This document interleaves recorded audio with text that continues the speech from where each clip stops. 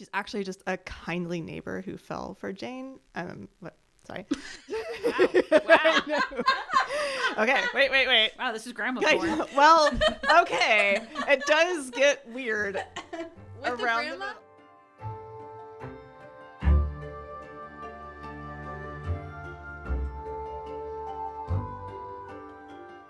Welcome to Recapping Romantasy, hot takes on hot literature. Who are we? We are me, Emma. I am Maura. And I am Tabitha. Recapping Romantasy contains mature content from fairy smut to dragon rider torture to monster genitalia. Be sure to check the episode notes for content warnings and the links to our socials. So today, we are doing another set of monster romances. This is where we each read a story that is a little too short to do a full recap of, but is still fun, except for Emma, who read a full book this time. About to say. I didn't mean to. So we're essentially each giving the other two a story time. Yeah. Also, before we start, a quick note on our statistics. We recently reached 25 ratings on Spotify and passed 250 subscribers. It's So amazing. Thank you, guys. everyone. Thank you. Also, look, these are dire times. We do not expect anything from you other than your support that you have shown. However, I will point out that there is a link to our Ko-Fi in our show notes. Is that how you say it? I think it's coffee. Oh, okay. Okay. Does someone else want to say it? No. No. It's K-O-F-I. I so assumed it was meant to sound like coffee, but you said it Yeah. with a K sound. I just assume it's coffee. I've heard it well, coffee. look, why don't you just give us some money? If you'd like to. Maybe we can get an education about how to pronounce words. I know I really need it. Both of us. All right. So, Mara, do you want to go first? I will. Yay. Because mine's kind of your typical, I think, monster romance in ways that I view monster romance as like a really short 55-page story where some crazy shit goes down between a woman who's a little down on her luck and a random thing that happens that kind of turns into a hot dude who immediately needs to have sex with her. So that's kind of what mine is going to be like. 55 pages of absolute chaos. Full disclosure, I do know this author, and I blurbed this for her when it came out. It is called Impasta Syndrome by Calla, Myttie, which is, calamity, but, yeah. That's cute. It is cute, isn't it? So, when we decided to do another monster romance episode, I decided it was between this tiny story about a divine pasta bean over I got abducted by aliens and now I'm trapped in a rom-com by Kimberly Lemming, which is arguably more insane but also longer. I was going to say, isn't that like an actual book? It's an size? actual book Okay. of absolute batshit craziness that I would love to recap eventually one day. But we do not have the time for that. So here we go. Impasta Syndrome by Calla, Myttie. Okay, we begin with Jane. She is coming home from a funeral, her grandmother's funeral. I know, it's very sad. And she wants her grandmother's pasta, like as a comfort food, like right now. But she's never going to have her grandma's pasta again because grandma's dead. So we learn that Nona, the grandma, gave her a vial of salt on her deathbed, leaving Jane to guard it with her life. She's told she only needs 1 grain for it to work. And Jane's like, damn, is this like super potent salt? That's interesting. Yeah. Now, here's some backstory that Nona is not actually her grandma. She's actually just a kindly neighbor who felt bad for Jane during Jane's parents' divorce. Okay. And so she was like giving her comfort pasta as a coping mechanism. And it turns out that Jane's dad is a complete asshole. Yeah. So anyway, Men all usually that, are. that's all the backstory you really need. Got it. So Jane arrives home and makes her grandma's pasta recipe. She pours the salt, just like a little handful of it, into the pot of spaghetti, remembering that one time that Nona was telling her about making her secret pasta recipe and was suspiciously excited about it. So you have to have that in your head. So is this... what is the pasta recipe? Is it just spaghetti? Yeah, it's just Oh, spaghetti. okay. It's spaghetti, but she's also making her own sauce. Is so she it's like, salting So the the water, sauce or is the she's- special part. It's not homemade pasta? so, okay. what's happening here is she's salting the water Yeah, okay, that's what I was gonna ask. for the spaghetti. That's where she's putting the salt in. But what I'm asking is it box spaghetti or did she make the spaghetti? No, it's box spaghetti. Yeah. Okay. I mean, we're not that excited. I don't know why I care, but go ahead. I No, mean, she's- making your own pasta is pretty quick. It would be really amazing, but no, I think it's just box spaghetti. Because at one point she says something like how she smacks the box of pasta against the counter. And I was like, I don't do that. No. Like, tell me, Like, I don't. Smacking it how? Like a smack She, or like, a she just slap, takes or it, she like, just like slams slams it against okay. yeah. Because she's so excited. Yeah. She doesn't You know. gotta mix it up. She good doesn't before- know at this point what's about to happen. Okay. She's just hungry. Yeah, Got she's it. just hungry. She just wants that comfort spaghetti. Yeah. I get it. So anyway, she puts the salt in the water. And then she accidentally cries into water and sparks start shooting around. Yeah, just holding her face over that Maybe- that hot water. Yeah, just like one little perfect tear goes into the water and she's like, ew, gross. But such is life. I mean, salty tears. So Yeah, just right? more Exactly. salt for it. Just more salt. Mhm. Then the whole thing bursts into flames. Okay. Yeah. And then a spaghetti man rises from the pot. Just think about like spaghetti just like rising up so, out of this stock pot. Okay. And just in case we're all worried that this woman is going to fuck pasta, I assure you that the pasta man is very tall and grows smooth tan skin. Why would he be tan? He's tan. He just has to be because, as you will find out later, he's Italian. Oh. Yeah. Maybe it's whole wheat Kinda pasta. Can you imagine? Oh my God. He also has lustrous dark hair and his noodles form a quote, thick, long penis, unquote. Like all into one, like worms, like right Yeah. That's what I- together. okay, Yeah, so- so they okay. all writhe together into one, like they kind of become one huge man, like a big man. Okay, so with he's a not just long penis. Yeah. a man form. Okay. Yeah. Okay. But there's more to tell you about this. Oh, okay. We'll get there. Okay. So anyway, he completes his transformation into this male model and she begins to scream. Right. Obviously. Because Yeah. now she has a naked man in her room. Like why would a man be here? So Or- anyway. A pasta monster. Yeah, he is a pasta monster who's also a man. He grabs her and he tells her that he won't hurt her and naturally presses his erect penis against her body. Why is he erect? He just is. We will get there. I will explain. I have the same question. She immediately assaults him with her elbows and has time to register as she's doing this that he smells like oregano and butter. Oh, As you would, because he is pasta, remember? Okay. So, but those ingredients aren't usually in pasta. but I mean, I guess It maybe seems to be more about the sauce. I think than it's Okay, more okay, about the okay. sauce, Okay. except he is noodles. So it's really, we're thinking too hard about this. Yeah, we are. I'm sorry. Um, It's only 55 pages. You can't put all those details in there. Right, I know, 55 pages. We do what we must. So he says that she can't scream again, otherwise he will, quote, need to find a new way to distract your mouth, unquote. So now she's obviously in lust, like panties How? are bewetted. So, okay, here's the deal. Yeah, I know when some random man comes into my house and says, "Hey, baby, what that mouth do?" It's a super big turn on. Okay, so what happens, and I do have this in the notes at some point. I don't remember where, but what happens is when he comes out of the pot of spaghetti, he is just naturally ready for it. And out of nowhere, because of the magic, she is too. Oh, okay. This is what happens. So anyway, she realizes that he makes her feel safe, like known as spaghetti, because This he is like what Romans thought oysters did. Yes, exactly.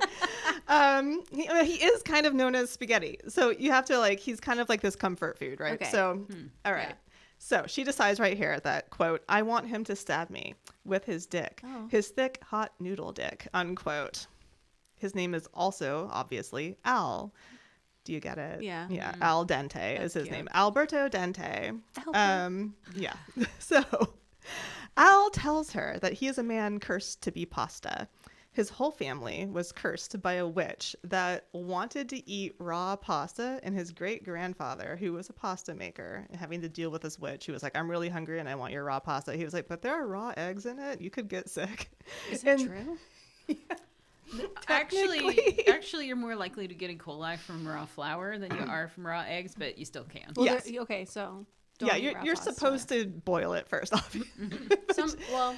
The crunch. Yeah. So she really wanted it though, and she was like, "How dare you?" So she threw him into a vat of salt and said, "Haha, you will only be able to come to life when used with pasta, and there's still water in the pot while it's boiling." So, but why is he gotta be bricked up? so yes. I'm sorry. Go on. Yeah. What is your question? So his great-grandfather? His great-grandfather was cursed? Was cursed. So the whole family, the whole line with him was cursed. okay, so it was But just luck that... So we will find out that there's a loophole here. Oh, okay. I was gonna say, does that mean that throughout several generations there's been women giving birth to a big pile of pasta? That's So- what I'm thinking. So, no. Okay. But Sorry. Should we just let you talk? okay, wait, back to how the curse works. Okay. So, this pasta man can come to life when there is pasta boiling in the water, and the water is still in the pot boiling, and this person can like live and be a normal human being, albeit pasta, while there's still water boiling. Once the water is all dried up, they're banished back to the spirit world where she has sent him, cursed him to live in the spirit world. In order for the spell to be lifted, the maker of the pasta has to cry into the pasta water and also be in love with the pasta man. Oh my. Okay, so these are our parameters. Yeah. Also, when he comes to life, he's filled with insatiable need, as I said before. So Jane puts 2 and 2 together and is like, "Wait, did you fuck my Nona?" Oh no. Okay. Okay. He's like, "No, God, no. She was with his father. Apparently there's a loophole and you can have kids in heaven. Also, Okay. Nona is with his dad in the spirit world. Now that Nona's dead, she just went to the spirit world and now she's with Pasta Dad." Okay. So Pasta Dad didn't know about this tier love thing. Al just now discovered it because Jane cried into the pasta water. So, Okay. quote about heaven, everyone. Quote, "Even though it's heavenly in that world, I admit it was like being behind noodle bars at times," unquote, which I just love. I mean, those by definition wouldn't be very strong. No. Noodle bars, but okay. So Al is like, "We must prepare to fuck." And Jane is like, "But my dad said I'm ugly." And Al Fuck says, your dad. "He'll burn in hell." And he magics her clothes away just like that and goes down on her because obviously he must do that. And then he magics some spaghetti appendages and shit gets wild. So it's kind of like tentacles, but noodles. Got it. Okay. So then the pasta starts to burn and Al disappears. Her super is super displeased because I guess he's like really stringent and threatens to kick her out because I guess the smell was bothering people. Then she has a really bad day at work and her fish dies and she decides, fuck this, and makes some pasta. Al appears and kisses her better. She decides she's going to get to know Al and makes a huge pot of pasta and sets it on simmer and then leaves the apartment to go on vacay with Al. Don't do that. I'm sorry. What? Yeah. So she leaves it on the burner. She leaves it on super low and she just leaves. They have sex under the moon. You could probably pay an Etsy witch to do that. Keep the pot boiling. Probably you could. Oh, I thought you were going to say to make a pasta man. Well, what we could have done is found someone to babysit the pot, but No, leave the stove on. we don't when you're have on time for that vacation. because in these books, these women are really lonely and they don't have friends. So That's true. Yeah. So they romance, they fall in love. And he also noodle fucks her ass. So that happens. Good Sure. for And he her. also calls her my naughty Noki girl, which is cute. Is it Noki? Noki? Is it Noki? I don't know. Again, we need that money so we can learn how to pronounce words. I speak French, not Italian. Right? Even then, not No. very well. No. Okay, so eventually she buys this industrial pasta pot. She puts it on her smallest burner and she goes on a longer vacation. Damn. What does she do as a job? Oh, she's a bank teller. Oh, I Yeah. guess they have a lot of vacations. I mean, the bank is always closed. Yeah, so. it is. So I guess maybe it's just a long weekend. Yeah. Then she realizes that eventually they're going to run out of salt. And this would be an issue. She wants to love him, but her dad, like, traumatized her and is making this hard. So just as she's about to say it to Al, he disappears. And she's No. like, God damn it. So she runs home and she finds her father in her apartment. Why does he have keys? Yeah. So that's a good question. How do you get in? I don't know. It's a complicated It's relationship. thinking about this. Anyway, the super is also there. And apparently, like, the pasta boiled over anyway, despite being like a huge freaking pot and on low. And Dad has been cleaning it up. And she doesn't know where the salt is and panics. And then she tells her dad off and like falls on the floor and starts sobbing. And anyway, they all leave. And she is left on the floor sobbing. And then she finds the salt under the stove. And there's one grain left in the vial. Yes. She cooks the pasta. She cries into the water. She declares her love. And Al reappears victorious. Yay. They fuck. He is a real boy now, but he gets to keep his pasta appendages for sex purposes. Oh, good. Yeah. So Jane is now Bella because he calls her Bella. And like beautiful. Yeah. yeah. And now she's learned that everyone deserves love That's nice. in the end. At first, when you said Jane is now Bella, I thought you meant like Bella from Twilight. Yeah, And I was like, yeah. how does that make sense? And then I realized Italian. Yeah. Mm-hmm. Good for Al. Yeah, good for Al. And good for Jane. Yeah, there's also an epilogue that I didn't really write in there. Apparently, he starts like getting jobs and stuff, and then they have sex in the shower. And Couldn't before. Yeah. right. I'll bet he has a lot of skills, having lived his pasta most of his life. So yeah, pasta man. That was nice. Yeah, it's cute. It's 55 pages. You can't go wrong with 55 pages. Also, is that available anywhere, Maura? Is that on? Oh yeah, it is in fact available. It's on Kindle Unlimited, so go get it. Enjoy your 55-page story. Okay.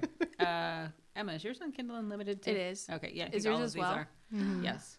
Unfortunately. We'll have to this put. is the I know. thing I use Kindle Unlimited for. I Yeah. know. The worst books you've ever heard of.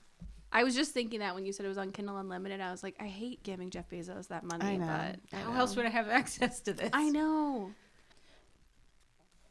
I read Knotted by the Wolf Prince by Delaney Rain. This is the first book in a series about this event that occurs, basically. The author did say, too, that you should read them in order. I don't know what that's about. Anyway. Sounds like a rule. Yeah. Right? Like, what story arc is going on? So, our hero, Logan Parrish, has been a police officer for 2 days when aliens land in Cleveland, Ohio. Tough luck. And he gets put on crowd control. Oh no, crowd control. A cab, but don't worry, he isn't a cop for long. Okay. The aliens are called Norlons from planet Nor, and there are several different species, but they're a little familiar to us. Nice. So, Yuk look like anthropomorphic wolves. Lagos are anthropomorphic foxes. Beku are anthro otters. Sero, or maybe Caro, I don't know, are anthro lizards. Kess are anthro felines, and Pips are anthro rabbits. You can see where this is going. That is a lot. yeah. Okay. Logan tells us that humans have had a pretty mixed response, but that the furry community has embraced them wholeheartedly. I was literally just thinking Logan that. isn't a furry, but is, quote, seeing the appeal of big, strong, hairy guys, end quote. No. So, No. I've been trying since the inception of this podcast to not talk shit about furries. Because I know a lot of them are completely harmless, and a large amount of them are in the LGBT plus community. Yeah. There are individual furries in the community that I have known and loved, but god damn do they infiltrate a lot of spaces. They do. I used to have a huge problem trying to Google images of like animals, just animals, without getting furry art. Now the problem is just AI. Yeah. But I've also heard a little too much about the community from former furries, so I'm just really conflicted. A lot of it is just I don't get it. Like I cannot like put myself in the headspace to understand the attraction. But ultimately, if you aren't hurting anyone, then hell yeah, you do you. Who am I to judge you? But seriously, maybe don't listen to this part if you're a furry. Yeah. So the Norlons decide to host their first official contact in Cleveland. Why Cleveland, you say? Well, the prince, who is, let me check my notes, a Yuk, that is an anthro wolf, his stepfather was a human from Ohio who was abducted. But don't worry, it wasn't by the Norlons, it was by another alien race, and then the Norlons rescued him, and then he married one of their people. That's insane. Yeah. So his stepfather just happens to be a human from Cleveland. Yes. There's actually multiple humans that have been abducted by other aliens. Okay. Yeah. Were they? Never mind. No, because now I have so many questions about like what is this society that they have like Were just they random abductees Oh, who... well, it gets better. We'll see what we okay, do with okay. those humans. Oh, okay, cool. So it's meet and greet day. Prince Alum, not Alan, Alum. Okay. Yeah, of course. Yelena is headed out with some of the other aliens, looking at the crowd and musing about how strange humans are. Which, okay, like, listen, asshole. This is terrible first contact behavior. When you call another culture strange, that is a value judgment and immediately makes you seem condescending. Yeah, it is. Then Alum sees the furries in the back of the crowd waving and thinks about how he likes them best. Quote, their enthusiastic reaction made me laugh quietly and feel like I was beloved in ways merely being a prince of my people had never provided. End quote. Which, relax, Alum. They just want to fuck you. Does he think that no one wanted to fuck him as a prince of his Yeah. own people? Excuse me, what? I don't know. Maybe he's ugly on his planet. Not So- that, looks is the only part of sex appeal. Well, I but- mean, look at Prince William, right? Like he used to look pretty good, and now he's just like this balding, angry Yeah. person. Yeah. Yeah. He should go to Turkey. But I'm still sure Yeah, he people would should. line up. People would line up. Yeah, because they want money. Yeah. Yeah.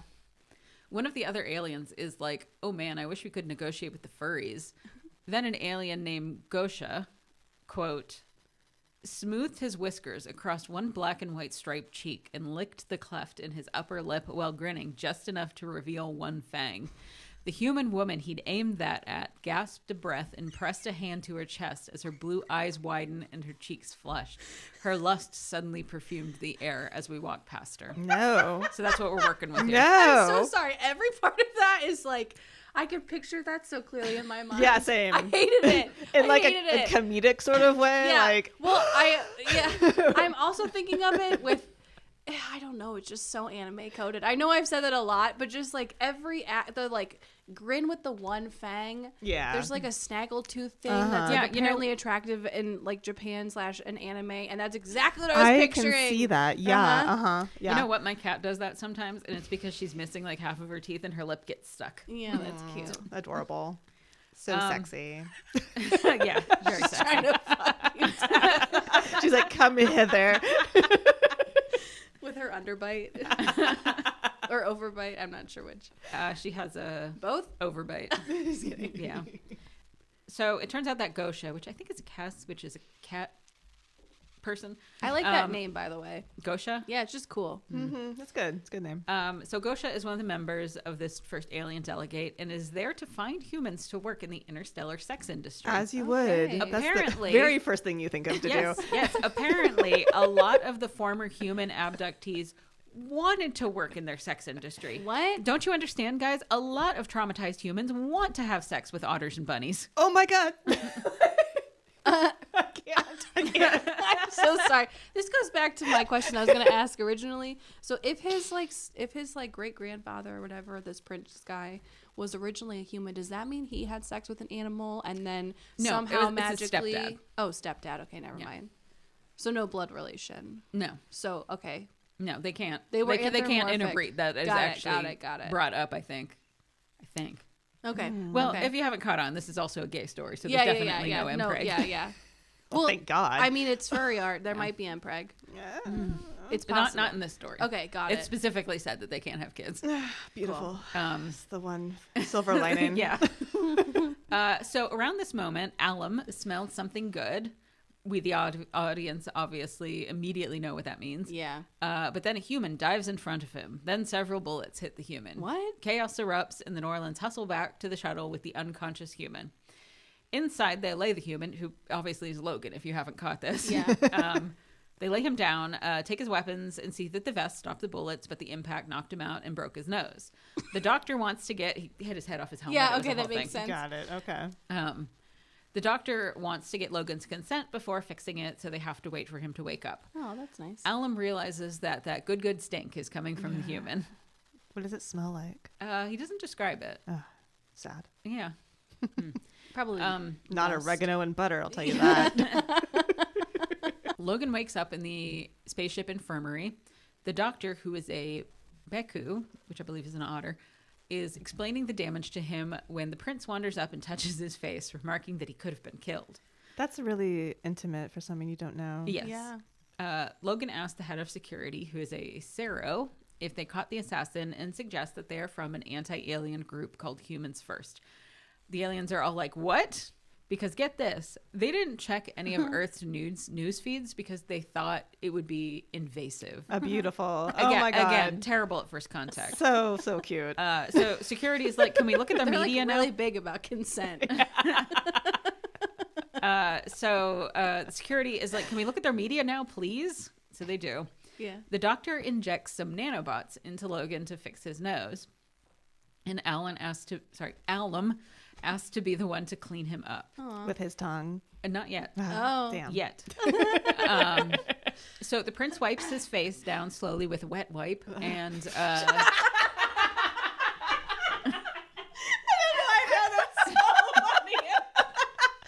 You know those red packs of wet wipes that like all moms have? I'm just picturing that's what happens. Is it antibacterial?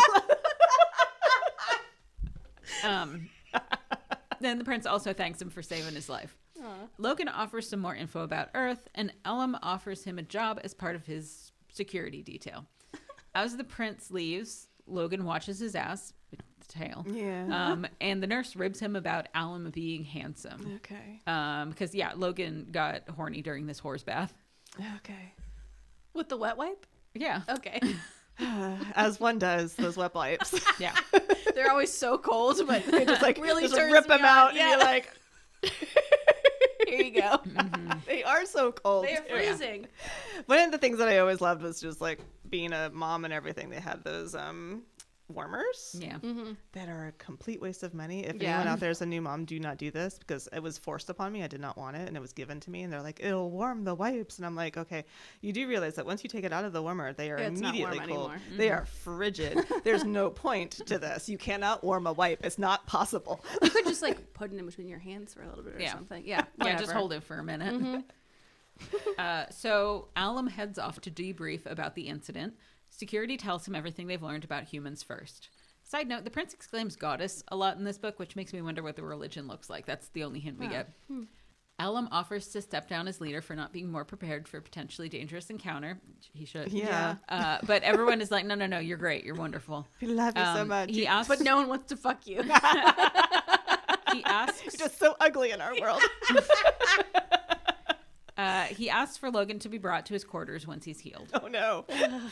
Alum gets back to his quarters and starts to undress before Logan's like, "Hey, I'm here." Alum gets some pants on, and when Logan turns around, he is immediately distracted by Alum's hot dog bod and his fat dick. But they And both he's- wait, acknowledge their attraction. That he sees through his pants? So basically, I talk about this later on, but Oh, sorry. they pretty much wear tights and tunics, this alien race. Oh. So he's wearing tights. Got it. And they're like really A form-fitting. huge bulge, yeah. Okay. Yeah. They talk about Logan either staying or returning, and Logan expresses that he would like to stay and help them communicate more effectively with humans. They brainstorm a few things, such as the Norlands putting out a fact sheet about themselves. That's adorable. But They're Logan, gonna use Canva. Please read our FAQ. they make a website. Damn it. Did they use Squarespace? I don't know, maybe. It's funded through Ko-fi or Ko-fi. With what money? Who's Yeah. doing this? Did they have like a nonprofit? So is he like their social media like liaison Kind now? of. And they really just needed to learn anything about humans. Yeah.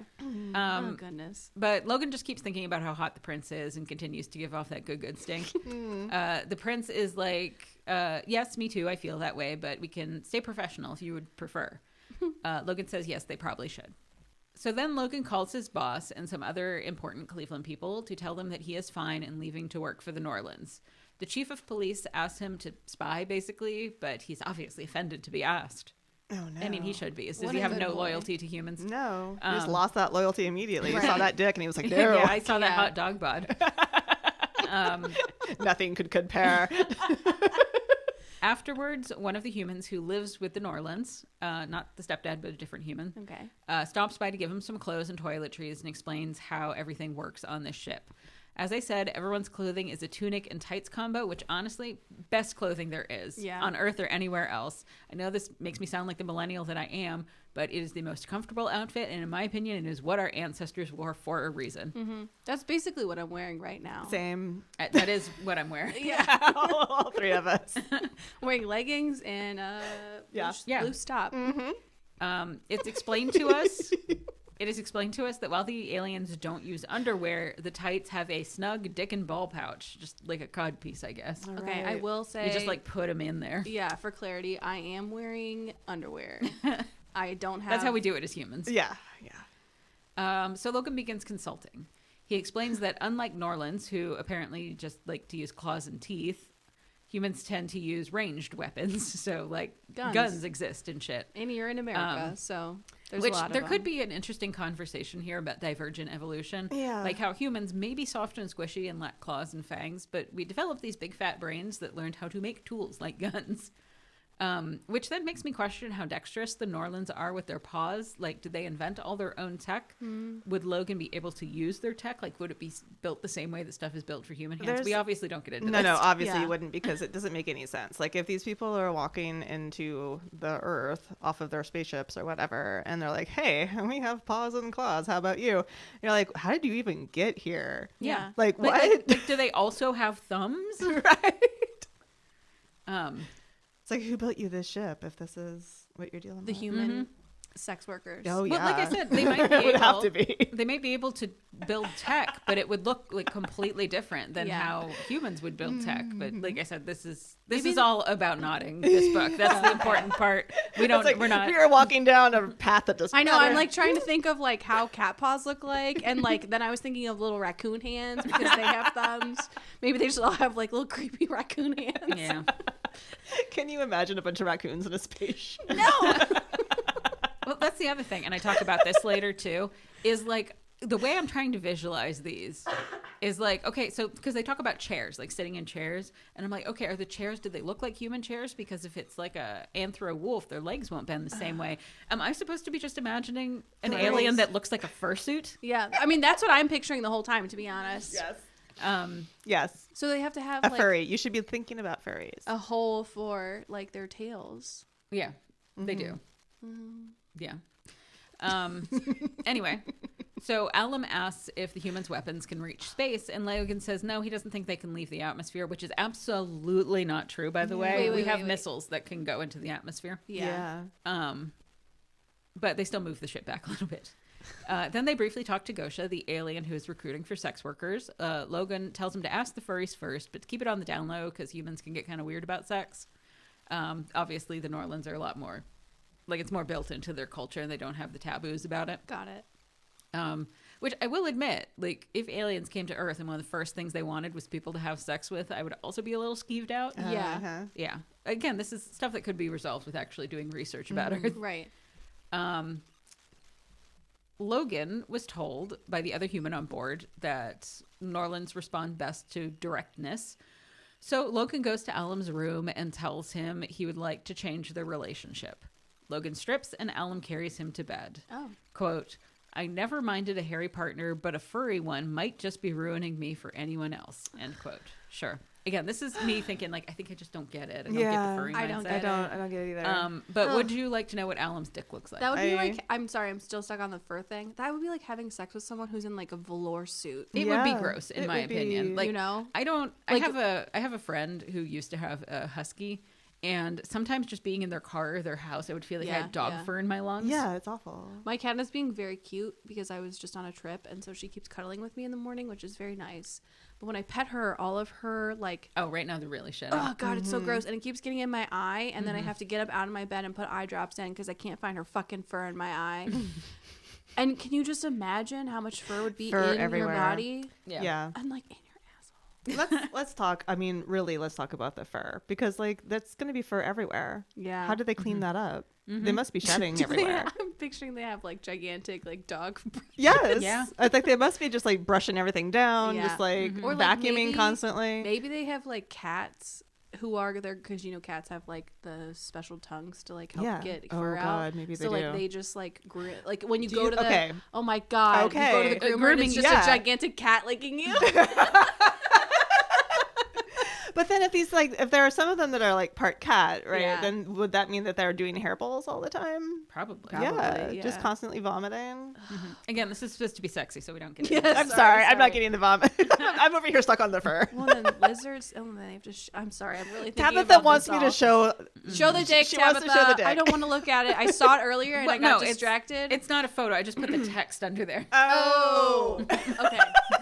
I thought it was a real picture. I thought because it was like art or something. Yeah, that you No, were gonna no, show I us just fan art. I just didn't want you to be spoiled. I scrolled too far in your notes, and I'm just like looking as you're talking. Looking as you're talking, and I saw, do you want to see what Alum's dick looks like? Like 3 paragraphs up, and I got so distracted by it. I was like, Tabitha's saying a really good story right now, but all I can think about is what she's about to. No. It's not an image. I just put the text Okay, under there yes, to not yes. spoil Do you. it. Okay, Okay. please tell us. Okay, so Alum's dick. Quote, that it was bright pink surprised me, but that it was long and thick with a tapered head and a bulge halfway down had me pulling my legs back on pure wanton instinct, end quote. He also refers to the, quote, foreign head of his cock, end quote, which, I don't like that. No. no, I don't like any of that. None of that No. is good. That is all terrifying. So then they do it doggy style. Of course. It's great, of course, and then Alum accidentally knots him, which, like, we knew was coming. It's in the title. It's called Yeah. Knotted by the Wolf Prince. Yeah. Logan falls asleep. How does he do it on accident? Well, I don't. Just thrusts too hard? I think it's just a I thing that don't happens with feel dogs. like I don't feel like I don't want to explain this because it shows I've read too much about it. But it's sort of like coming inside, like you're just like really into it, and you can feel the knot starting to swell, and you're like, oh, I shouldn't, but it's just so good. Yeah, okay. Yeah.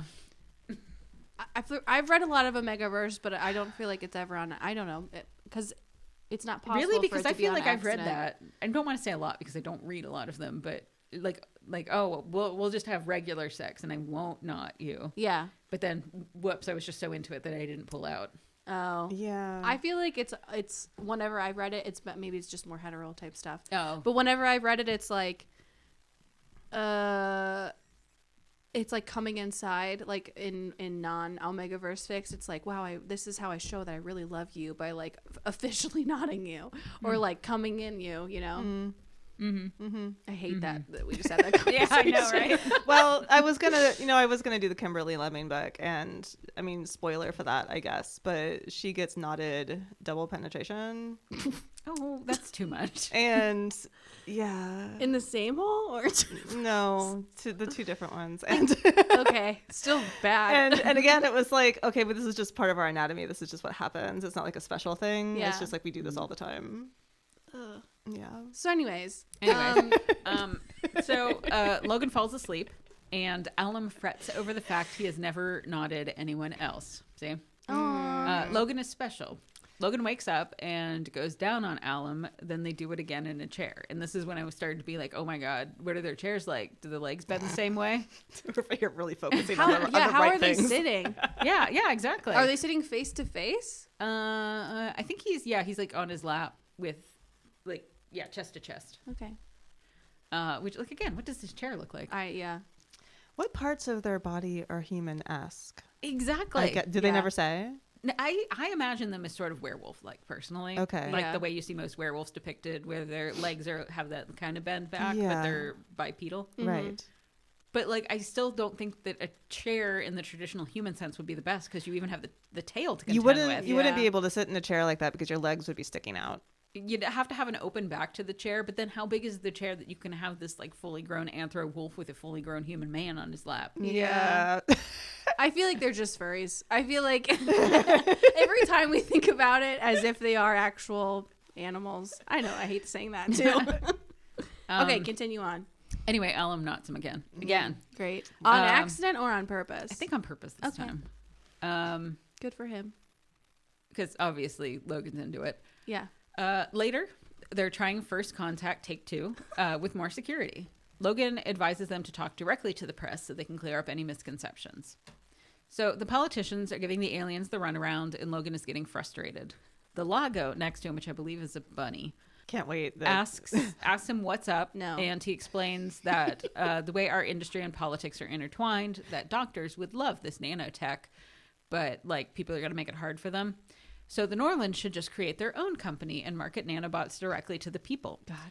Since Capitalism. nanobots are unknown tech, then they aren't considered a medical device and can be sold basically as a supplement. That is insane. It is, Everything right? about that is insane. What? like the thing is, I get it. However, as a human living on Earth, I can only imagine the shitstorm that would happen from this. Like Logan mentioned that when they fixed his broken nose, the nanobots also seemed to fix an old knee injury. As someone whose knee slides out of joint every night when I sleep, do you know how desperate people would be for this tech and how desperate our insurance industry would be for us not to have access to it? Yeah. Like they say that it's programmed for humans, because they do have humans on their planet, so it's safe. Yeah. But like the actual process of trusting an alien race with this level of technology. Yeah, this right here, that paragraph and the one right underneath it about the nanobots, everything about that would cause a war. Yes. Yeah. Yeah, to cure stuff like that, like we would be shooting this ship down. We and would. stealing We those would. nanobots. We would absolutely shoot that ship down, and Yeah. we would absolutely steal the nanobots. Yeah. Also, I just keep thinking about how the nanobots actually fixed his nose because usually when your nose is broken, at least in movies, they just like click it into place. Oh yeah, they just Well, shove I it back think in. what is a nanobot doing? It's like from the I think it inside just, like, puts pushing the it out. cartilage back into place. Yeah. Oh, okay. They talk about how it can heal like any internal kind of injury like that, and Yeah, they're okay. not like super familiar with human cancers, but that they think they could probably be adapted to Yeah. do that. Like I said, this isn't like a casual change to the human experience. This No. would definitely cause a war. Yeah, Yeah. for sure. And since these people only have like claws and teeth, we would absolutely fuck them up. Yeah. We have nukes. Also, again, they landed in America. Like, if you landed in a country with like socialist healthcare, socialized, whatever. I mean, I still think they would be freaked out about because people are scared about their health stuff. Yes. Yeah. Yeah. Anyways. So, Logan suggests this, and the Norlands all tell Logan how smart and wonderful he is, and then Alum sends him a message that he will sex him up later. Very unprofessional. Yeah. So they get back to his quarters, and Alum gets all alpha and pushes Logan down, ripping his shit. tights open. Quote, I felt the pinprick of his claws as he held my cheeks apart, and then the wet swipe of his tongue as he licked over my hole. I don't End like quote. Again, this is just me not being a furry, but keep those fucking claws away from me. Again, every time my cat like cuddles with me recently, I haven't cut her claws because again I got back from vacation. They're just too sharp. Yeah. I cannot picture any Yeah. claw near. Any- Well, Yeah. even if they were being gentle about it, that's my butthole. Indeed. Yes. Like I don't want that feeling there. Already just having like whenever my cat's sitting in my lap and she gets her little claws That's what out, I'm saying. and you just feel the little tips of them go through your Uh-huh. pants, and you're just like, that's enough. Yeah. No more of that. She like lays on like she like cuddles right next to my shoulder. So like she always puts her claws like on the inside of my arm, and I'm like, get away from me. I hate that. That's not a good place for them. No. So they start having sex on the bed, and then, not inside him, Alum carries him to the chair and puts Logan on his lap, which I just mentioned that because it sounds painful for everyone. Yeah. Yeah. I just can't wait till we do mine. They sleep, then upon waking, Alum says he has wanted to give Logan a tongue bath ever since he met him. Logan tells him to go for it. Yeah. Once again, this scene is supposed to be sexy, but I hate getting licked by a dog, so there's no way I could handle this. So he licks him all over. There is foot stuff. And then they have sex again. It's very graphic. I hate foot stuff. Over the morning, Alum muses on the fact that he has become aware that Logan is his mate. He calls his mother, tells her all the Earth Norlon news, Amazing. and then explains about Logan. She is thrilled, and he asks if this is an issue with their royal succession. And she's like, it'll all work out in the end. Then Alum texts Logan that they need to talk. So wait, they have cell phones? Yeah, they do. Okay. Or they call them like tablets or something. Okay. Okay. Well, they'd But have to they're- be. they're Their paws are basically so big. cell Yeah, phones. okay. Logan, of course, assumes that they're breaking up because that's how humans interpret that. Yeah. Alum sees him upset and carries him into the room, whereupon Logan bursts out that he loves him and please don't leave him. Oh my God. Alum's like, oh, sweet, I was bringing you here to ask you to be my mate. And this is a romance, so of course Logan agrees. He starts crying and Alum licks away his tears, gross, and they have sex again. Jesus Christ. Yeah. Be aware also that every time they have sex in this book, Alum's dick is described as bright pink, and I just previously have not mentioned it. That's so Another meeting. Gosha, the sex work alien, is lamenting his bad press, and Logan tells him to make a documentary about what sex work is actually like on Nor to What show the fuck? how it is different from the historically exploitative sex industry on Earth. Yeah, What? like that's gonna do anything. Yeah, absolutely. We'll also- put it on HBO. It'll be fine. He also advises having groups of touring human guests. Sorry. He also advises having groups of touring human guests to look at the tech they want to share, both from positive and negative press positions.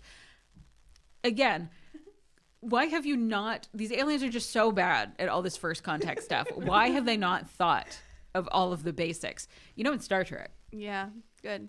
the United Federation of Planets has a whole protocol that they follow in these situations. Yeah, these people just showed up Yeah. with their paws, and they didn't Like- think to themselves, "Hey, maybe like- these people have weapons." The United Federation of Planets would have never even announced themselves on Earth if we were this primitive still, No. Yeah. canonically. So Logan moves in with Alum. They have sex again, but this time Logan's on top. I'm sorry. Wasn't he on top on the chair? I guess technically, Yeah. but they're on bed this time. Okay, fine. So he discovers that Alum has 8 nipples. As you would as a dog. Also, Alum sucks his dick right after they have sex. Don't do that. That's how you get E. coli. Yeah. You got to wipe it down first. Oh, right. They're men. Yeah, sorry. We totally forgot about that, didn't we? It's hard to remember This when is just someone's a dog. man fucking a dog. So later, Alum and Logan are waiting as the human guests arrive. Most of them are excited, but the governor of Ohio starts yelling about humans first and detonates a vest bomb. I mean, it sounds like it would happen. It would. Yeah. It absolutely I don't would think happen. the governor would do it, No. but he'd get someone But like, to do it. but like Someone a state would. senator or someone. I mean, knowing how Ohio works, Yeah. absolutely they would find someone crazy enough in the state house to do it. Yeah. Yeah. Apps. Yes. Logan goes into cop mode, gross, and starts doing damage control. Alum has a concussion. There are, I think, 4 humans and 2 Norlands dead, or that might be flip-flop. Wow. Logan helps Alum assuage his guilt and shows him Earth news, where we see that this incident, which was filmed live, is starting to tip people in favor of the aliens. Like, the aliens were trying to be nice, and the humans fucked it all up. Alum makes an announcement that they're going to keep trying with the humans. So the press continues to be good. Humans are learning their technology, and Alum and Logan decide they should have their mating ceremony soon, to lift everyone's spirits. And then they have sex again. The end. Too much sex. Well, I just wait for my book. What is the meeting ceremony? Do you know? They probably, honestly, if I've read any of the follow-up books, they probably get into it. But they don't really get into it. It's just that it's not like a marriage, because once you say, like, this person is my mate and you announce it, that's Yeah. already considered essentially married. Okay, so you they don't don't, like, have to have a bite anyone ceremony or anything? No, I don't think so. Like I Okay. said, I haven't read the other books, so Got maybe it. they get into it there. I wonder. I think the other books have to deal with the other alien characters on board. Like, there's probably one about Gosha or something. Yeah. It probably also has to do with the human and aliens becoming friends. Mm-hmm. Maybe that's why you have to read it in order. I feel like that's Maybe, probably yeah. a good overarching plot. A lot of dog dick in that book, though. Yeah, bright pink dog dick. pink Uh-huh. dog dick. Goddamn. The only thing that's missing is that, like, the coming out of the sheath. Right. Well, see, that's the problem. Is every time they said bright pink, I suddenly remembered what a dog dick looks Yeah. like, and I'm like, oh, gross. Yeah. Yes. So, I'm uncomfortable. your turn. Okay, my book is like 320 pages, so I'm sorry this is quite long. My book is I Accidentally Summoned a Demon Boyfriend by Jessica Cage. So I saw this book on Kindle Unlimited and thought, wow, this guy looks like Will from Baldur's Gate. And I wasn't going to read it because I think Will is the most boring character in the game. He's just like such a good guy. Like, he's just lawful good. It's boring to me in a game when you can do basically anything. So I was like, I'm not going to read it because it's probably just Will fan fiction. And then my cousin, who I play Baldur's Gate with, she said I should read it. So I did, and now here we are. We're going to start with the dedication because I thought it was funny. It says, to the 30-something single girlies out there, when dating sucks, summon a demon. And I feel very seen. I'm not going to try to summon a demon, especially after this. So the book starts off with our female main character, Raina, FaceTiming her friend to tell her about her most recent bad date, a story I know all too well.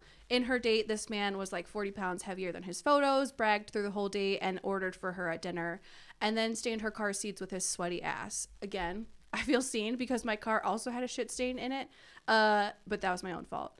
And just to clarify, I did not shit in my car. I was supposed to say, I have lots of questions now. It's a wild thing to admit on Al Gore's internet. I did not shit in my car. No one has shit in my car.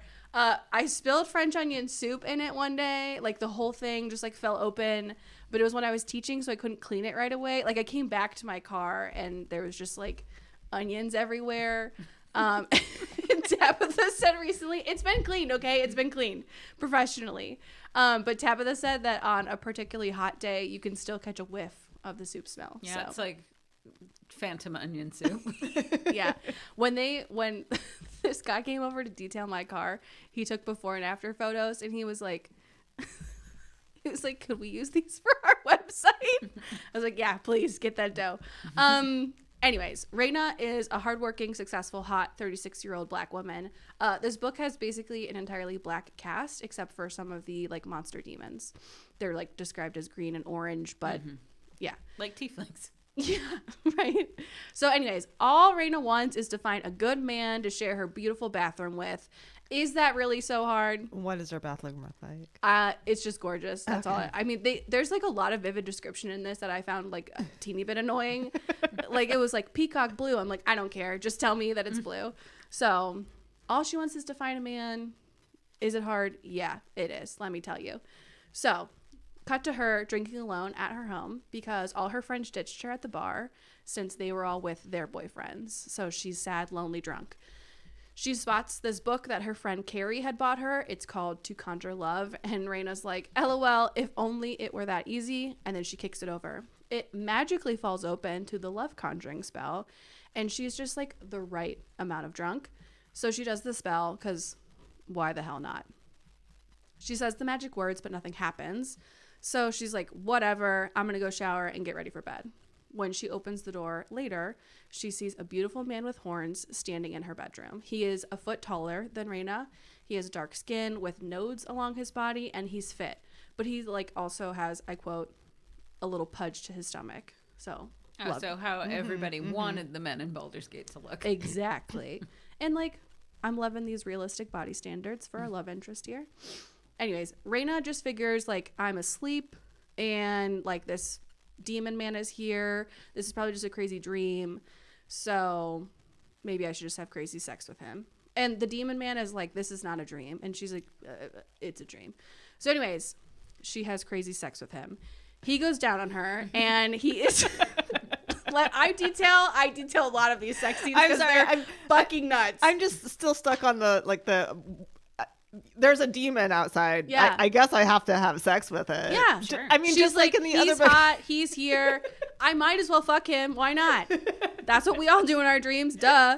Anyways. But he's like, no, this is real. This is a real thing. Like, yeah, and she's matter. like, shut up. It's fake. There's no way you're real. You have horns coming out of your head. No. So she has crazy sex with him. He goes down on her because he's the love interest. Obviously. Yes. And while he's down there, he's able to reach all of her holes because he has 3 tongues. But like only when he's eating her out. That's a lot. So Yeah. that's all fitting in his mouth. Yeah. I don't know. I think they like magically split because again, it seems like it's only described when he's down on her, which he does frequently. Good for him. Yep. And good for her. So Yay, everyone. yeah.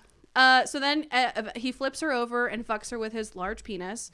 And I know you're wondering, but his dick also has those small nodules on it and they move. Beautiful. Uh-huh. Yeah, as you expect. Yeah, ribbed for her pleasure. So then they flip over again and she grabs his horns and then she, I quote, rode him like he was a mechanical bull, unquote. Yeah. Yeah. And I will say I don't usually like contemporary fiction because I find the use of slang cringy because it goes out of trend so quickly, but I found Raina pretty funny. So they both come like a lot. Like they always do multiple rounds. It's never just like one and done type thing. It's like she came 100 times. She like passed out. Okay. Yeah. Yeah. So she wakes up the next morning. He's still there. So it's not a dream. The demon says, yeah, bitch, I told you that. He doesn't say bitch, sorry. I added that. And Raina is like, well, like, how the hell did the spell work? And the demon says that authors are smart and actually research when they write. So, of course, the spell was real. And listen, this is a hot take for someone who has, who is a part of a podcast about books and is also friends with an author. But why is it so common for authors to put this sort of like self-aggrandizing shit in their books? Like, I know romance is sometimes self-insert, but someone always says some line about how like cool and smart authors are, or like the love interest says something about how like it's such a turn on that the female main character loves to read. I don't mean to like sound anti-intellectual right now, especially in this pro AI climate, but it just makes me roll my eyes. So listen, as someone who's in a big group of authors, and those the authors know more authors, and I have seen more author clicks than I care to discuss. Authors are insufferable. I mean, I'm full of myself too. Let's just start there. Listen, I'm always hyping myself up. All of the big YA authors that you can think of. Yeah. Insufferable. Yeah. And I know this. I just don't. I know. I'm not going to say names or anything, but goddamn. Mm-hmm. No. I read it and I was like, are we really putting this in here? Yeah. Yep. I think a lot of it might also be to appeal to the person who is reading the book, also because think that too. the person who's reading the book likes books, yes, and they like reading, so somehow always has to reflect in the character. Like, who is it they tried to say like really liked reading? Was it the one in Throne of Glass? Yeah. So I was like, that just does not feel like her character. No, I know. Yeah. Because she loves dresses, but also she loves to read. She likes like violence too. Yeah. I'm not saying you can't like violence in books, but I don't know. I think there's like, we got to make the character relatable for this person who's reading a book. If this person reads books, they like reading books. Therefore, this character loves books. Yeah. Suddenly so relatable.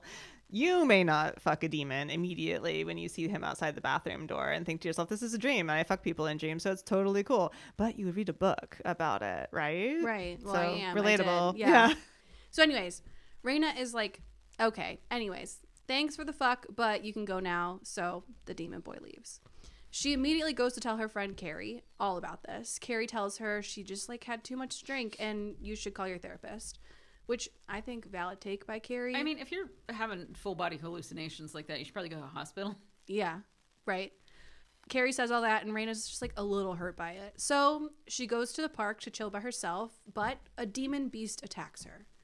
It like picks her up and throws her across the park, and she is sure that it's going to kill her, but then the demon boy shows up to save her. He's like, why are you out here by yourself? It's dangerous. And Raina tells him to fuck off because she's an adult and she doesn't need his protection.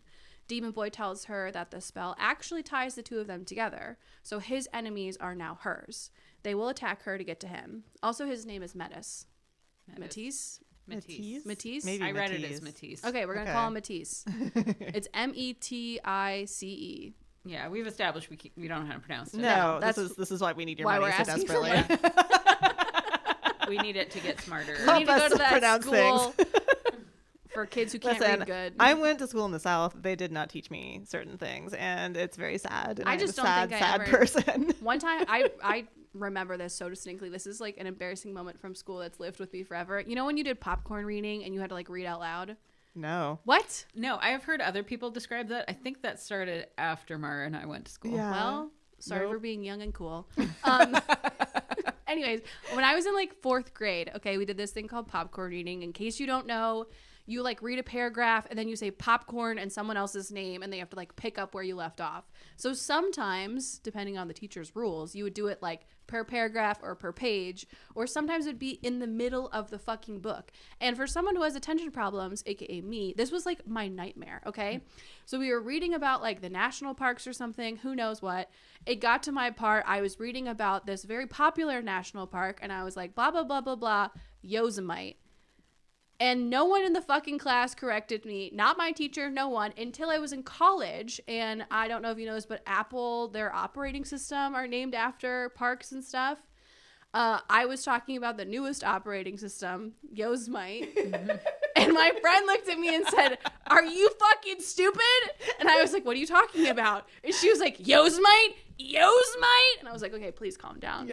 Yeah. And then she corrected me and told me it was Yosemite. So No. for like 12 years, no one told me anything. So, and You know, Not even my teacher corrected me. I remember when I was in 5th grade reading, I did completely on my own with no help. First time properly pronounced ichthyologist. And my teacher stopped me and was like, "How did you know how to pronounce that?" And I just got really nervous and said I didn't know. But the real reason was because I was obsessed with dinosaurs as a child. And there was a dinosaur called an ichthyosaur. Oh. There you go. Yep. No, I was in school during the time when they would separate classes based on what they considered to be ability. Oh, yeah. And then they would just not teach certain skills to people that were in lower ability classes. So not to say that I was in lower ability classes all the time, but like I would be like a solid middle, and like they'd be like, nah, they don't need to know these things. Yeah. Yeah, no, just in front of the whole class, never corrected me. This was a skill I obviously needed because I got shamed by my friends. Which I try not to judge people for that, because you don't know how to pronounce something until, like, especially like a word like that that's not really an English word. Yeah, it's not. You don't know how to say it until you know how to say it. This is a name. Names work on different operating conventions. It's a name. English Whatever. is a terrible language. He's like, we're tied together. Your enemies are or whatever. His enemies are her enemies now. She's not happy about this. And Tabitha's like, well, you seemed happy when we fucked. Anyways, stay safe out there, or I'm going to take you to hell with me. The next day, Raina's like, maybe I'll stay at my house. Nah, I'm going to go to a movie. And while she's there, she gets attacked by like a conjoined twin demon grandma cat thing. I don't know. She calls for Matisse. He shows up, saves her again. So he's like, I told you, and then takes her to his home in hell. Except it's not actually hell. It's another planet called Bane. I call it Bane/hell throughout this whole thing, so keep that in mind. So she has to stay with him until he can get like an item to trade with a witch who will help them. So he gets her stuff from her house and then leaves her in hell. While she's just sitting around, a tall green demoness knocks on the door looking for Matisse. She tells Raina that she smells, and then she leaves. Yep. It's great. She smells like Matisse, obviously. That's what they're implying here. In case. That's so polite. Yeah. But that's basically, she was like, you smell. Interesting. Bye. Raina tells Matisse when he comes back. Apparently, this green girl is his ex. Oh, no. Yeah. So Matisse and Raina get to know each other because they got to like sit there until he finds this item. But he can't tell her a lot because of rules. Okay. He does tell her that people are attacking him because he's a reformed man, whatever that means. And his enemies can find her again because she smells like him. She just stinks 24/7. Yeah. Great, good, great, wonderful. Yeah. And it's not described as good stank. It's just a smell. Or an It's energy, as they call it. Yeah. So he also says that Raina was able to perform this spell because her ancestors probably came from a different planet with magic. I'm sorry, a planet? Yeah. Okay. Yeah. He implies that she's probably an alien. And she's like, that might be possible, but I have like no idea. Well, she has no idea where she came from because her ancestors were enslaved. So there's no history there. Man, bringing it down. Yeah. Well, yeah, she's from America. So she also tells him that she had a mental break before, like a breakdown. She at one point was like hallucinating aliens and other worlds, but she worked with a therapist and got better. It's like kind of a nice little talk about mental health because she was like, I knew these people. They were like my friends. And then I was told that this was all fake and I had to basically like grieve them. I also was immediately worried that this whole book was going to play out like we were going to go through this whole story and then at the end it was going to be revealed that this was just like an elaborate hallucination, and I was like fretting. I could not relive the experience from that last Twilight movie again. Spoiler if you haven't seen it yet, but yeah, that was quite the scene. The twist. Yeah. So anyways, a few days pass. He cooks her dinner with ingredients from Bane, and like she has like one bite of steak and one sip of wine, and it makes her like crazy horny. So they fuck and it's crazy again. She sucks his dick and at some point it starts to taste like raspberries. Then like while she's sucking his dick, he picks her up and like flips her around. So they're doing like a standing 69. That just sounds uncomfortable. Yeah. And then while they're doing this, he walks her over to the couch. Then he fucks her on this couch. And while he's inside of her, his dick gets bigger. Like not like it gets like harder. It like actually grows in size. Okay. Yeah. And then they fuck a bunch more, whatever. I'm still stuck on the standing 69 thing. Like how? Well, he's strong. I'm like, yeah, but still, why? I don't know, because it's cool. Yeah. I mean, I don't think it's cool. I'm sure someone out there does. The person who wrote this. Someone's getting a strained back, and it sounds awful. Yeah. So she falls asleep. He leaves, and then he comes back the next day, and he's all bloody. She cleans his wounds because, of course, and Also, like, she doesn't need to. He heals, like, very quickly. But she's like, I'll do it anyways. Gotta get those wet wipes out. Yeah. Well, in Baldur's Gate, even if you've done a short rest and healed, you got to use the wet soap. wipes. Yeah. To clean off the blood. Yeah. Anyways, while she's cleaning his wounds or wiping his blood off, who knows, she realizes that she has feelings for him, because of course. They then go to the market to get this ingredient for the witch. Myttie has to like leave Reyna to go into the store, and so she has to stay by herself, and he's like, don't move from this spot, Missy. But of course she gets separated and then chased by a demon. Some like weird blue demon dog finds her while she's like running through this market, lost as like all get out. And he like drags her back to Matisse. Matisse is like, why did you fucking leave? Also gross. You found a dog. I hate those things. And she's like, no, I'm going to keep it. She names it Pico, and it has rainbow poop. Sure. Yeah.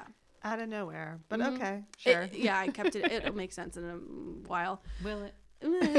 Nothing in here actually makes sense. So anyways, they finally make it to this witch, Lycosa. She is hot, and she also has water magic. She's like, I'll perform this spell to hide Reyna from the demons, so she'll be safe while you guys figure out how to break the bond. Because after the spell, the bond is still there. They're still soul bonded or whatever. So anyways, she performs the spell, and by that, I mean she and Reyna get naked in this little grotto, and then the witch eats Reyna out while whispering the spell into her pussy, and when she comes, the spell is over. And Okay. Maura, I mean, why not? Yeah. But like, that's amazing. yeah.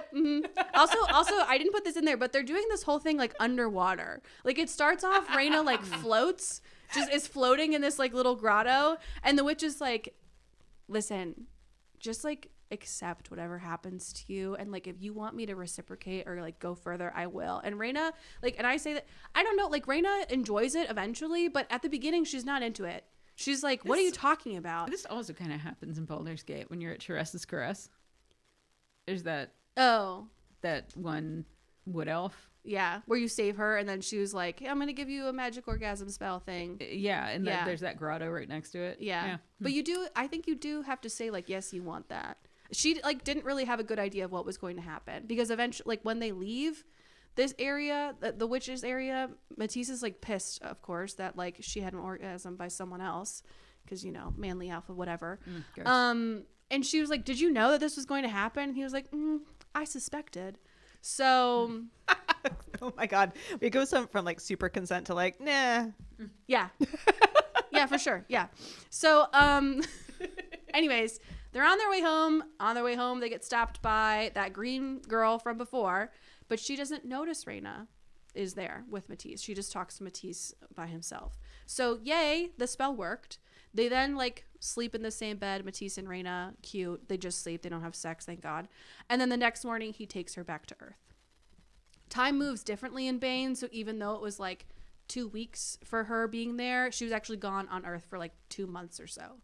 So she comes back, she visits Carrie, her friend, and Carrie was super worried. She was like, where the fuck were you? I put in like a missing person report. Like all your clients left, they hate you. Reyna's like, so sorry, listen, crazy shit happened. I'm gonna go to therapy. And then she starts dating again. After 4 months pass, she's sitting in her car after a date when she sees Matisse talking to her date. Like she's like in her car and through the rearview mirror, she sees him. She's like, what the fuck's happening? And then she realizes what's happening and she's fucking pissed. He's like, don't be mad, baby. Like, what's wrong? And so she slaps him and yells at him for messing with her life. He explained that he wanted to leave her alone, but when he came to check that she was safe, like after the first few days of them being apart, he saw that she was on a date with a man who looked like an armpit. I'm not making that up. That's literally from the book. He said that to her. And he also says that he was embarrassed for her that she was on a date with this guy. And obviously she didn't like this guy because she didn't even notice that she left her scarf at the location of the date. But don't worry, Matisse did, and he brings it back to her. It's a classic sign. Yeah. That you don't like someone you lose stuff. Right. Obviously. She just wanted to get out of there so bad she left her scarf. Reyna is like, okay, so like you're just jealous. So do you want to date me? And he doesn't answer. Instead, he says, you must be hungry. And then he makes her tacos. Okay. Yeah. Sure. Why not? And there's some really fucking good tacos because after she eats them, she's like, all right, let's date. And I think he the probably book drugged her fucking food again.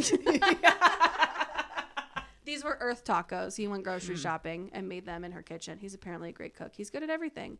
I think the book should have ended here, but we're only halfway. How is that possible? I know. So anyways, they date. Matisse comes to visit for like a few days, and then he leaves for like a few days, rinse and repeat for a few months or something. He also at one point brings the demon dog to Earth, so that's cool. While they're dating, they talk more. Matisse is close to finding a way to break their bond, but if they do that, it'll be difficult and painful. Raina's like, we should probably talk about this first. This is a serious thing. She says the smart thing to do would be to break up and cut the bond because this relationship is not sustainable. She's a human. He's a demon. And Matisse is like, let's just be foolish together. So then they fuck. And I didn't actually take notes on this part because while I was reading this section, I was next to my mom on an 8-hour flight. And I was just trying to go really quickly. But what I do remember is that he eats her out from behind while she's like touching her toes. She's standing touching her toes. And like while she's upside down, she then like watches him masturbate for a little bit through her legs. I don't know. It just sounds dizzying. It does. No. Again, I'm like, no. Just do it in a goddamn bed. Okay. Yes. Okay. I know I complain that like every other book that we read, they only do missionary, but I just want these people to have vanilla sex like once. I went back and read this section just to make sure I wasn't missing anything important post like sitting next to my mom.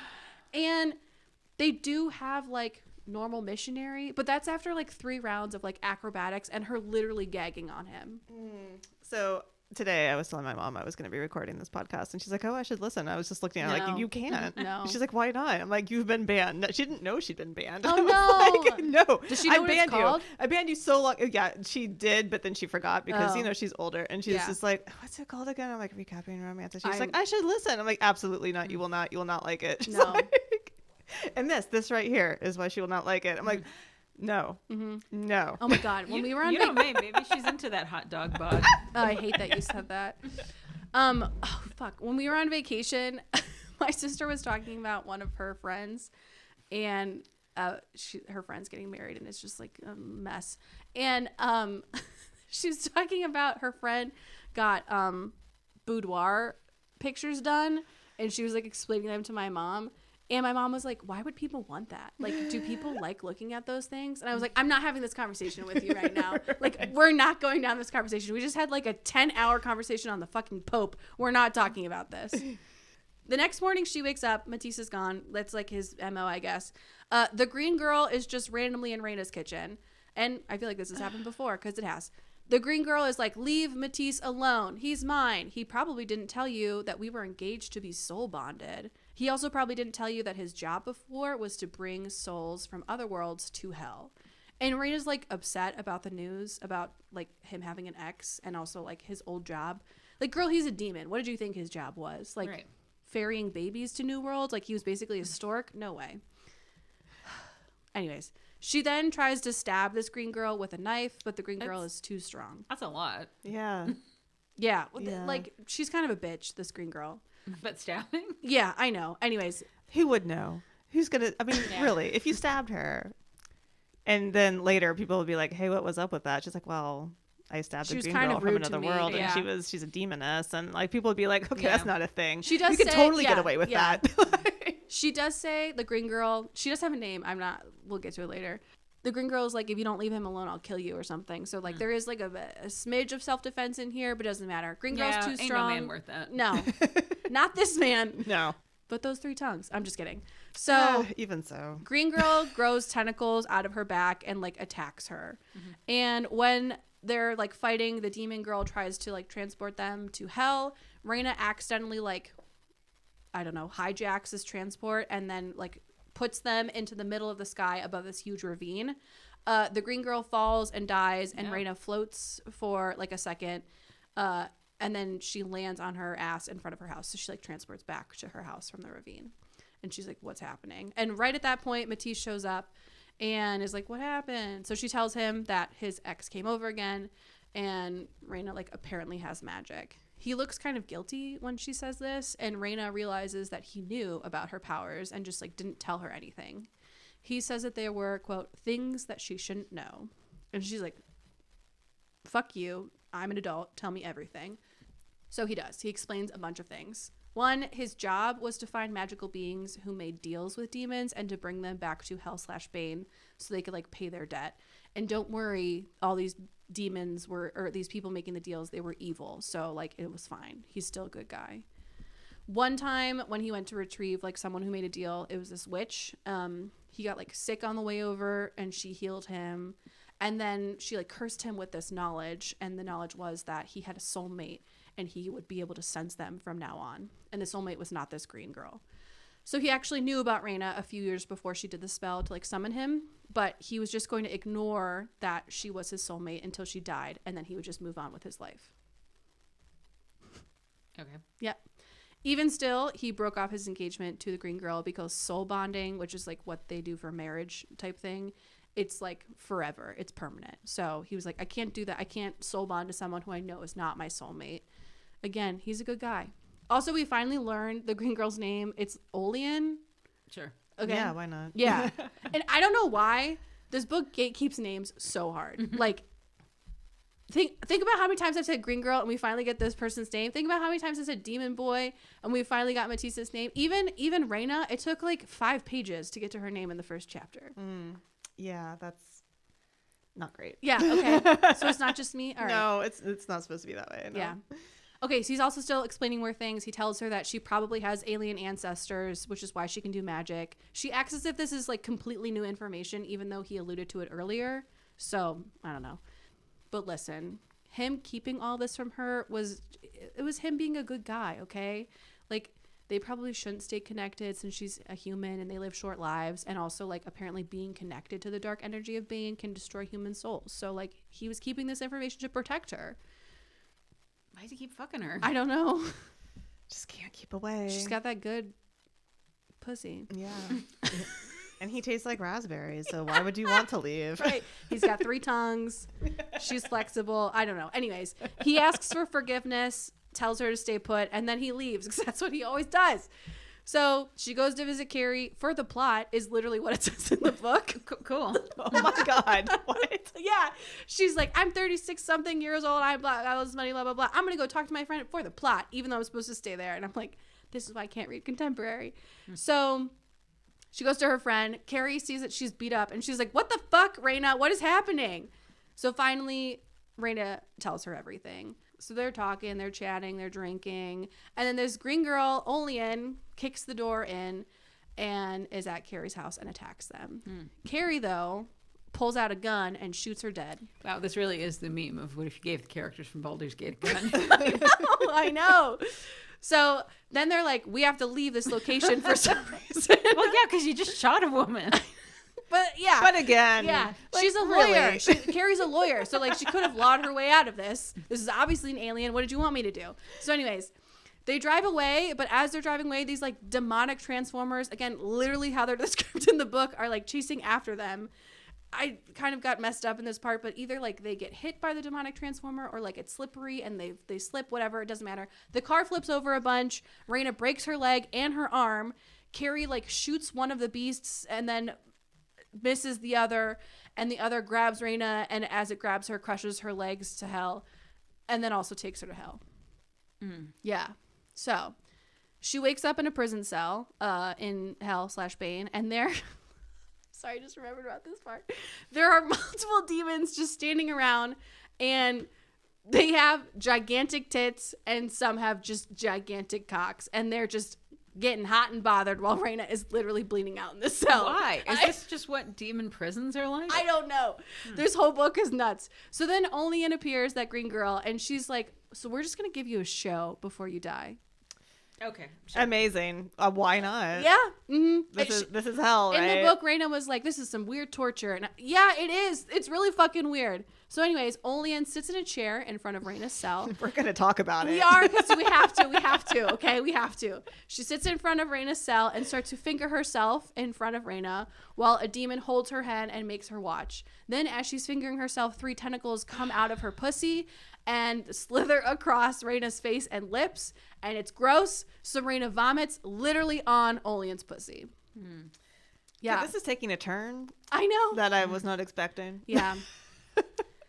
I feel like I should have known this was going to happen when like the weird water sex happened spell thing, but Yeah, that seemed nice though. yeah, no, this was I mean, the consent was a little iffy, but ultimately nice. yeah. No, this was weird. So right. then Olean leaves. She's like, I'm going to go clean up, but don't worry. I feel like this is the having sex with the Emperor part of Baldur's Gate. Yeah, true. Maybe this is all just Baldur's Gate fanfic. So anyways, Olean leaves and is like, don't worry, the other demons are going to keep going. So they're like fucking in front of her while she's still in the cell. And one even has 2 dicks and uses it to fuck 2 demons at once. Like, how? Positioning wise. I don't know. But go on. Yeah. So thankfully she starts to lose consciousness, so we don't have to listen to this anymore. But as she's like passing out, she feels herself being carried away. And then she says that she dies. So now we're in Matisse's point of view for a few chapters. He has like a shadow demon friend, Kufio, that we literally just meet. And he helps Matisse. Yeah, sure. Introduce a new character this far into the book. Yeah, we're like literally. I'm assuming Kufio will be the head main guy for the sequel. Oh, maybe. I don't know. Is there a sequel? I don't know. There's always a sequel. Probably. I don't know if I'll read it. Anyways, Kufio, he's a shadow demon guy. He uses his shadow to like get Matisse to Reyna and then get her all the way to that witch from earlier, Lycosa. Okay. And Matisse is like, please, Lycosa, heal her.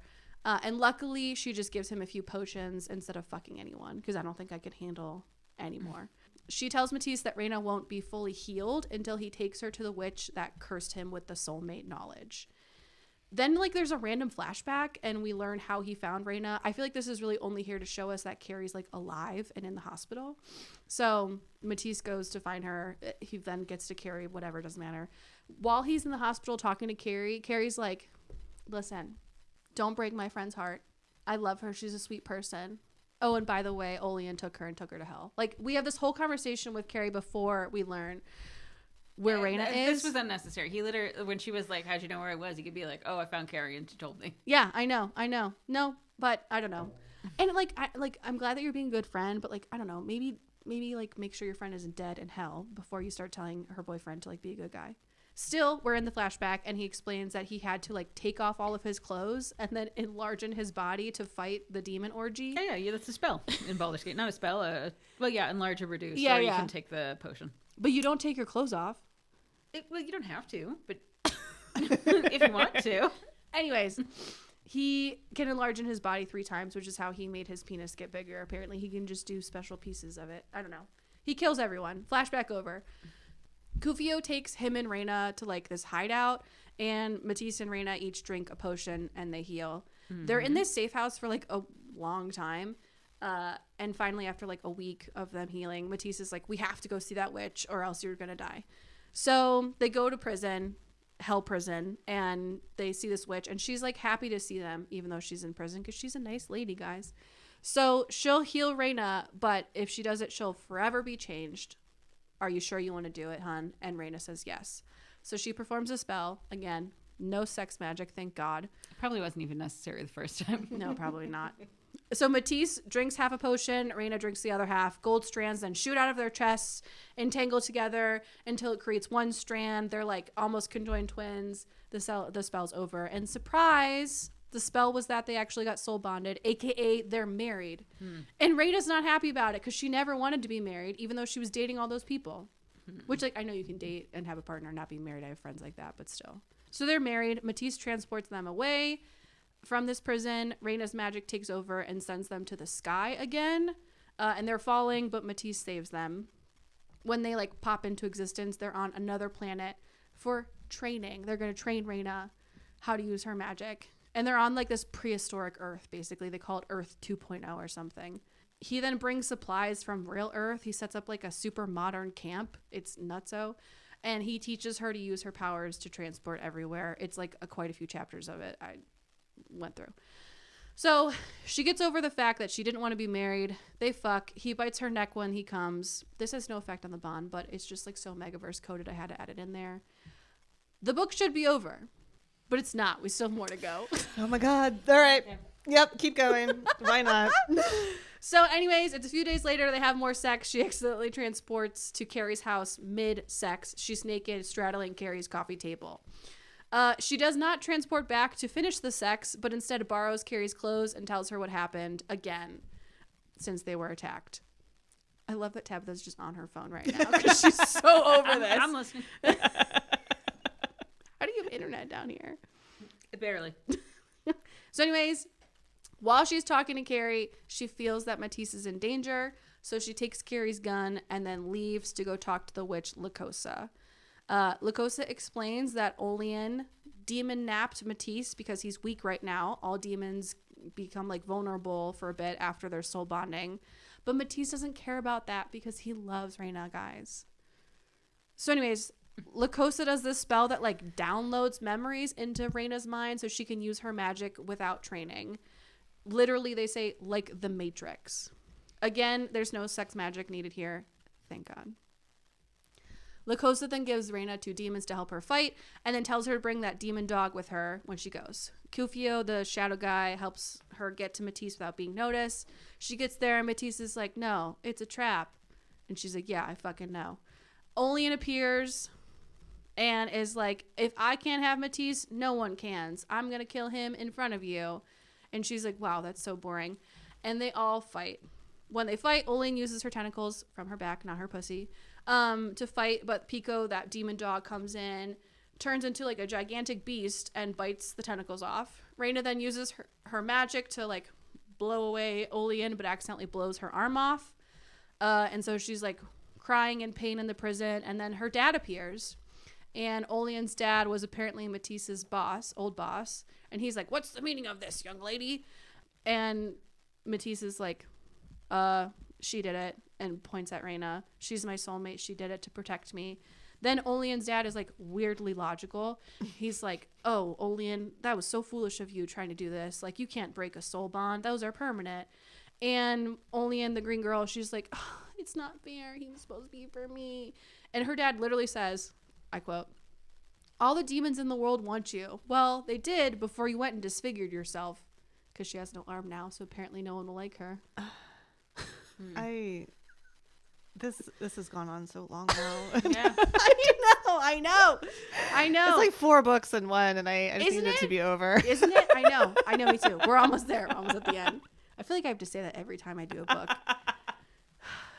Anyways, so Olean's dad / Matisse's old boss is like, get out of here, go home, Matisse and Reyna. So they do.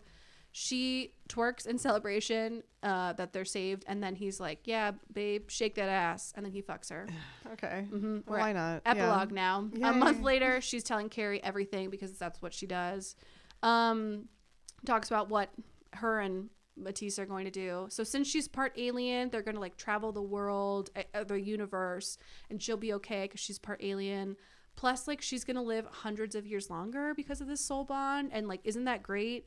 They're going to sell her house, and then like when her and Matisse travel the universe, they'll come back every once in a while. Don't know where they'll stay. And don't worry, she'll be back for Carrie's wedding because Carrie is now engaged. Good for Carrie. Yay. Hurrah. Uh-huh. Then Matisse takes her to a little cottage, and it's at the same place where the witch told him that Reyna was his soulmate. And they live happily ever after. The end. Finally. Emma, I feel like you didn't understand the assignment. I know. Like, there's so many weird 100-page books I know. to pick from. You picked like a real one. Like, you did like a whole regular episode on your own for no reason. Listen. I'm sorry. No, I just can't believe you put yourself through that. It's because I've actually had a really hard time reading. I've been like in such a slump, and I was like, but that's the point of this, is that you pick something like 100 pages and easy. I'll pick one out for you next time. Listen, I thought it was 100 pages until I like looked at the percentage, and I was like, how am I already only 10% in? I'm like 50 pages in. That's not a math, but whatever. And it's like 320 pages. So anyways, did we like our books? Do we usually do that at the end of Monster Romance? I don't. A little. I talked about the werewolf one I read. I kind of liked that one. Mm-hmm. This one, it was too furry. Like I said, if you're a furry, then go for it. Great. Happy for you. Yeah. It's for we should all do things we should enjoy, but personally, I just don't get it. I think like yours is a very specific audience. Yeah. And mine was more for, I think, the everyman. I don't know if pasta fucking is for the everyman. Yours Yours was also more of a Chuck Tingle style of a deliberate joke. Yeah, it's a deliberate joke. Yeah. And Emma's was like a full-fledged. That was like a novel. Yeah, novel. There was like a plot and stuff in there that didn't need to be there. Yeah, do you know what I was just kept thinking? going. Well, it was so repetitive too. It's just It like was we're gonna so go repetitive. here. Now we're gonna go see the witch again. Okay, now we're gonna go back to Bane. Okay, now Also, we're gonna go see the witch again. Now we're gonna have a random group sex moment no one asked for. Mm-hmm. Also, We're gonna talk see to the witch so one many, more time. So many witches, and like she tells Someone's gonna barf on someone's pussy. yeah, tentacles everywhere. Also, she talks about at the beginning about having so many friends, but they like all have boyfriends, so she never sees them. She only talks to fucking Carrie. Like I know we all have. I mean, I don't think I have a best friend. Yeah. Get more friends, girl. So the trick of the trade there is that your main character can't have that many friends. No, I know, because that's too many names to remember. Too many names. I talk shit about the fact that we met Kufio like 80% in the fucking book. Yeah, it's one of those things like in publishing that they're like you can't have that many friends. Like yes, realistically people have several friends at least, but like in publishing you're allowed one. Maybe two. But you know what would also help this book is if we knew everyone's fucking name when we met them. True. Like that was nuts. Okay. The book was fine. I think it's like a solid 3. All right, thank you for joining Yes, us. thank Monster you. Romances. This was much longer than we anticipated. Sorry. But if you have a hot take or book you'd like us to recap, you can message us on our socials. You can find the links on our show notes. If you like us, please rate us and leave reviews. That makes us so happy. So until next time, bye. Bye. Bye.